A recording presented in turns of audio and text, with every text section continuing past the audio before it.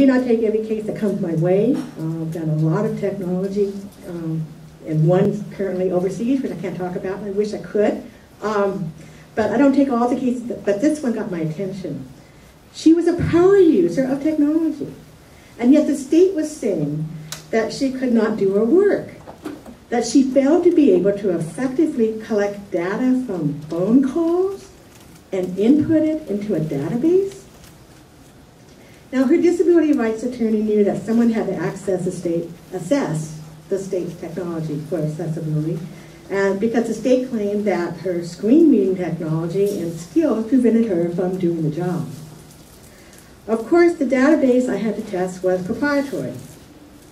And although it was available online, the state would not allow me to perform the assessment remotely, as I have done for many other clients, to keep the cost down. So it forced me to travel from California to Florida for the testing. And this was after we had to argue before the judge that my access to the paper training manuals was really not enough to assess the technology. I had to have a hands-on with the real thing.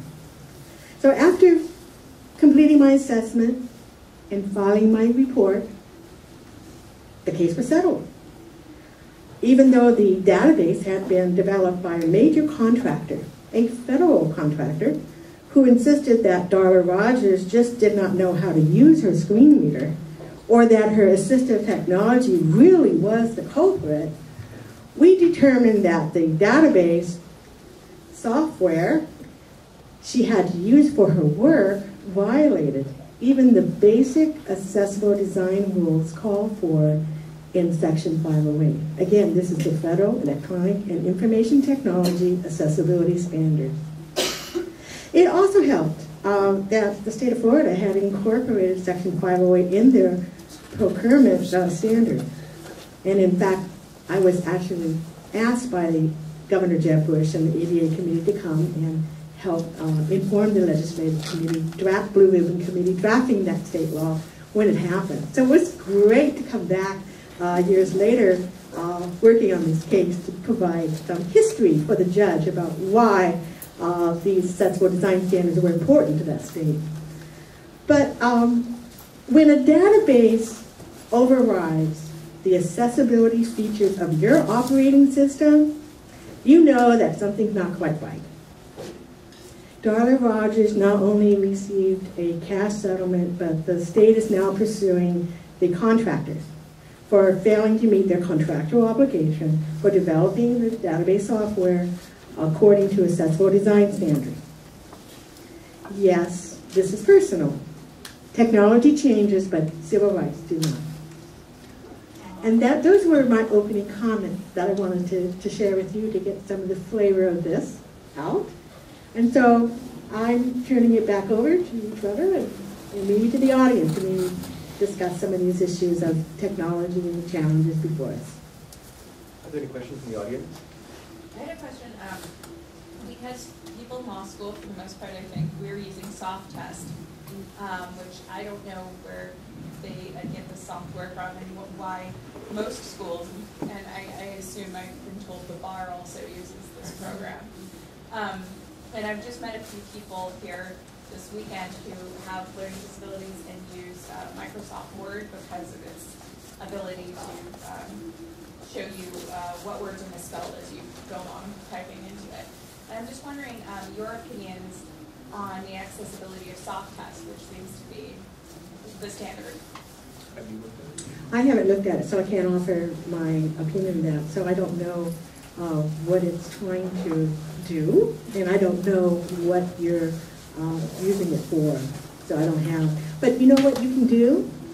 You can make an inquiry with as to with the developer. What are the Section 508 features? Now, what state are you based in? Of California. So you're here, and California amended the government code to require state procurement to meet the 508 requirements. How many people in California knew that too? That was fun, sliding that under the door. But anyhow, okay. So I'm sorry I couldn't directly answer, but ask that question. I have some comments, although it looked like you might have some knowledge. There's a suit that's kind of been ongoing that disability rights advocates brought in connection with a law firm in Colorado against the bar examiners regarding the accessibility of soft test used with screen reading software. The accommodations that the bar often offers is to have a person reading out loud. And it does not include whether the person has what the typical American accent or whether the person, that's not considered in their accommodation. So you may end up with a situation, happened to an acquaintance of mine, where the gentleman that was reading out loud had a very thick accent, which made it difficult for her to understand. The status of that suit against the National Bar Examiners most recently was decided in favor of Stephanie Enyart, but that's also considered to be individual. But I would encourage you to talk to Larry at Disability Rights Advocates to see where it's going with that. Larry's right there. I would throw in one thing about it, which is that anyone who tells you that a program is not accessible, they may be right, but there's a way around that from a process perspective. The law schools can allow you to take that test outside of that software. And you know, when I was at Stanford, we had a big back and forth about accommodations. And I remember sitting across from Pam Karla. Anyone, Pam McKay? Pam Karla is tough. And I remember sitting with her halfway through my first semester. They'd given us the privilege of being able to take a law exam early. And it was the first time I'd used Kurzweil 3000 as my interface for exam taking. And so I was trying out the speech software, and I remember meeting with her. And I'd been marked off because I had, I don't know, 5, 6 spelling mistakes in my exam. And I said, did you take me down points? And she said, well, of course.